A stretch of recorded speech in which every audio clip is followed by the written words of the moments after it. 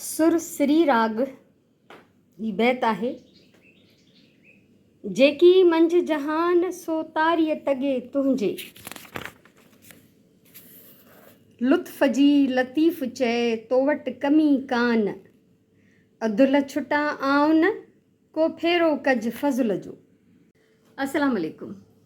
सुर श्री राग जो इहो बैत तव्हां ॿुधो ऐं काफ़ी मतिलबु मशहूरु आहे, आम आहे इहो बैत माण्हुनि में। सो हिकु दफ़ो वरी पढ़ां थी। ॾाढो गौर करण जी ॻाल्हि आहे। असां इंसाननि खे सोचण महिल, दुआ घुरण महिल ख़बर न पवंदी आहे छा ॻाल्हाईंदा आहियूं। वॾी गहरी ॻाल्हि आहे, हिन ते थोरो गौर करिणो आहे। ठीकु आहे।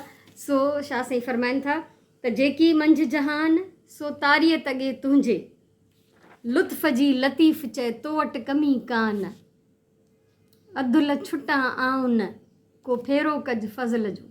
ठीकु आहे। सो सभिनी खां पहिरियों त जेकी मंझि जहान, हिन जहान में जेको कुझु आहे सो तारीअ तगे तुंहिंजे। तारीअ जी माना छा आहे त याने तुंहिंजे सहारे, तुंहिंजे आसिरे। तगे माना हले, रिड़े, गुज़ारे। त जहान में जेको कुझु आहे तुंहिंजे आसिरे पियो हले। पोइ चए थो लुत्फ़ जी लतीफ़ चए तो वटि कमी कान। लुत्फ़ माना करम, महिरबानी, ऐं कमी माना खोट।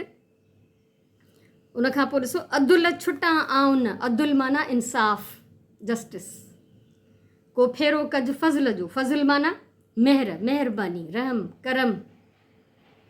हाणे शाह साईं छा थो फरमाए, अलाह साईं जी वॾाई थो बयानु करे। पहिरियों त जेकी मंझि जहान सो तारीअ तगे तुंहिंजे, मुंहिंजा ख़ालिक, मुंहिंजा मालिक, मुंहिंजा पालणहार, हिन दुनिया में जेको कुझु बि आहे, कख पन बि चवंदा आहिनि न, पन बि अलाह जी इजाज़त खां सवाइ, हुनजी मर्ज़ीअ खां सवाइ नथो चुरे। सो हिन जहान में जेको कुझु आहे उहो सभु अलाह जे आसिरे पियो हले। उनजी मर्ज़ीअ खां सवाइ त कख पन बि नथो चुरे। त उनजी वॾाई, उनजी बरतरी, उनजी बुज़ुर्गी बयानु थो करे त अलाह साईं हिन जहान में जेको कुझु आहे तुंहिंजे आसिरे आहे, तुंहिंजे सहारे पियो हले। पोइ चए थो लुत्फ़ जी लतीफ़ चए तो वटि कमी कान। लतीफ़ चए थो, शाद लतीफ़ भटाई पंहिंजे लाइ फरमाए थो त लतीफ़ चए थो त ए मुंहिंजा पालणहार, मुंहिंजा मालिक, मुंहिंजा कादिर, तो वटि कर्म जी का कमी न आहे। करम, महिरबानी, करीम आहे अलाह, करम करण वारो आहे। ठीकु आहे। त कर्म जी का कमी, का खोट त न आहे न अलाह साईं वटि। उहो कर्म जेॾो चाहे करे सघे थो न। ऐं आख़िरी लाइन लूंहं कांडार जे थी, तव्हां यकीन कयो। चए थो अदुल छुटा आऊं न। अलाह साईं खे चए थो शाह लतीफ़ भटाई त मूंसां इंसाफ़ न कजांइ। इंसाफ़ कंदे त मां फासी पवंदुसि। इंसाफ़ कंदे त मां आज़ादु न थी सघंदुसि। को फेरो कज फज़ल जो। मूं ते रहम कजांइ, मूं ते करम कजांइ, मूं ते महिरबानी कजांइ। ॾिसो दुआ घुरंदो अलाह साईं तूं इंसाफ़ कर। असांखे ख़बर ई न हूंदी आहे त असां बि किथे ग़लति थी था सघूं। अगरि इंसाफ़ थी वियो ऐं असां फासी पियासीं त पोइ छा थींदो। सो इंसान खे पंहिंजी ख़ताउनि जी ख़बर न हूंदी आहे, पंहिंजे गुनाहनि जी, पंहिंजे जेको कुझु नेगेटिव हुन ज़िंदगीअ में कयो हूंदो आहे, सोचियो हूंदो आहे, हुनजो अमल कहिड़ो आहे, असांखे का ख़बर न आहे। असां जज बि नथा करे सघूं त असां को चङो कयो आहे कुझु, असां फ़ैसिलो ई नथा करे सघूं।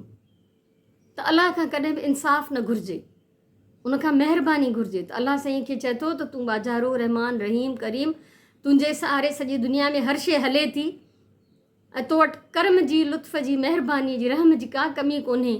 त अलाह साईं खे चए थो त मूंसां इंसाफ़ न कजांइ, मां फासी पवंदुमि, गुनाहगार आहियां, ऐबदार आहियां। अगरि तूं इंसाफ़ कंदे त मां फासी पवंदुमि, मां आज़ादु न थी सघंदुमि, मुंहिंजो छुटकारो कोन थींदो। त तूं मूं ते पंहिंजो रहम कजांइ, पंहिंजो करम कजांइ, पंहिंजी बाझ कजांइ। केॾी प्यारी दुआ आहे, केॾी गहरी ॻाल्हि आहे। त असां इंसाननि खे इहो सच आहे। मां दुआ घुरंदी आहियां त अलाह साईं मूंखे पंहिंजे अमालनि जो को आसिरो कोन्हे, मूंखे तुंहिंजी रहमत जो आसिरो आहे।